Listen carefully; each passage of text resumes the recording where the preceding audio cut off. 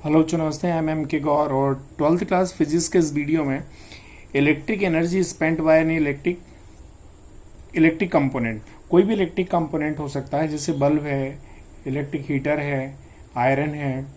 तो कोई भी इलेक्ट्रिक कंपोनेंट के द्वारा या इलेक्ट्रॉनिक कंपोनेंट के द्वारा जो इलेक्ट्रिक एनर्जी यूज की जाएगी, खर्च की जाएगी, उसका डेरिवेशन हम लोग निकालना चाहते हैं। तो इसके लिए मैं क्या कर रहा हूँ, एक सपोज करते हैं बल्ब बना रहा हूँ, है ना।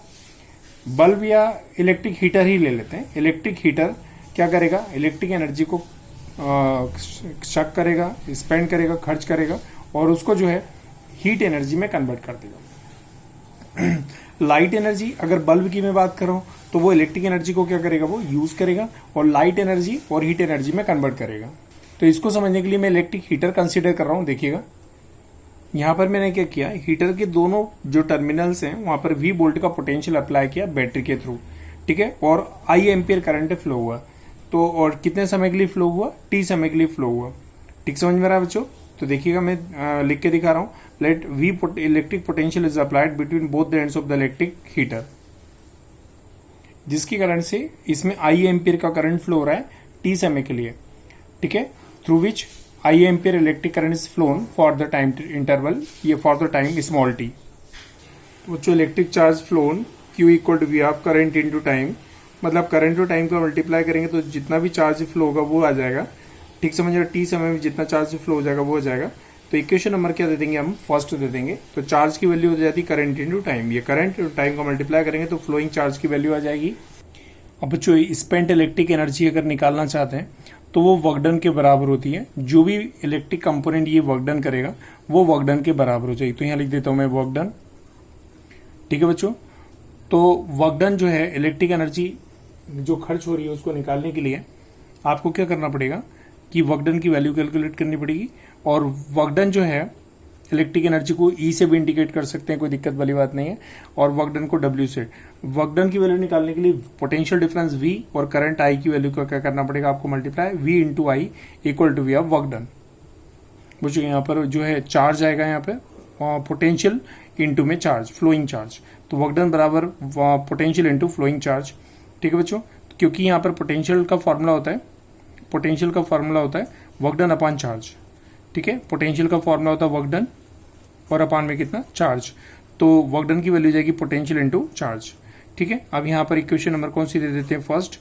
अब यहाँ पर हम क्या पुट करना चाहते हैं, चार्ज की वैल्यू पुट कर रहे हैं। तो चार्ज की वैल्यू करंट इंटू टाइम होती है।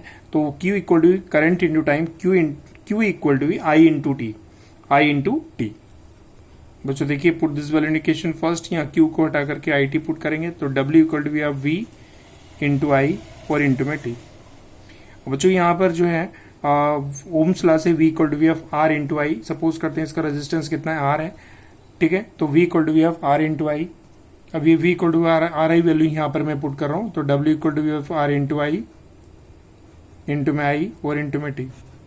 तो आई स्क्वायर आर टी हो जाएगा। ये वर्क डन की वैल्यू आ गई।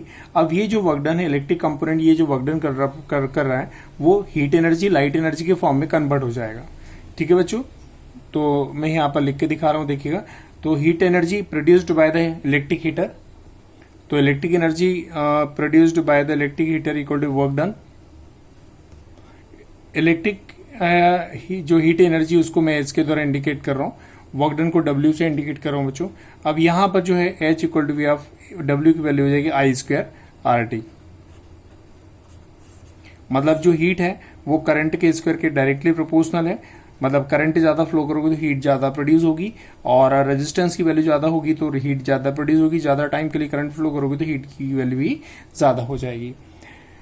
तो देखिए बच्चों, इलेक्ट्रिक एनर्जी स्पेंड की गई इलेक्ट्रिक कंपोनेंट के द्वारा, जिसकी वैल्यू होती है I स्क्वायर आर टी, ठीक है। और वो जो इलेक्ट्रिक जो वर्क डन है वो हीट एनर्जी या लाइट एनर्जी के फॉर्म में इस तरीके से इस फॉर्मूले के अकॉर्डिंग कन्वर्ट हो जाएगा।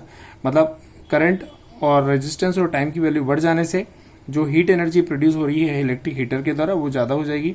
और उसी प्रकार से अगर यहाँ बल्ब लेते हैं तो बल्ब में ज्यादा करंट फ्लो करोगे, ज्यादा रेजिस्टेंस होगा फिलामेंट का, तो और करंट टाइम के लिए ज्यादा फ्लो करोगे तो उसके द्वारा जो लाइट एनर्जी है वो ज्यादा प्रोड्यूस होगी। तो बच्चों आज के इस वीडियो में इतना ही काफी है। Thank you so much. ये देखिएगा मैं स्क्रॉल कर रहा हूँ, आप नोट्स बना लीजिएगा। चलिए बच्चों, थैंक यू सो मच।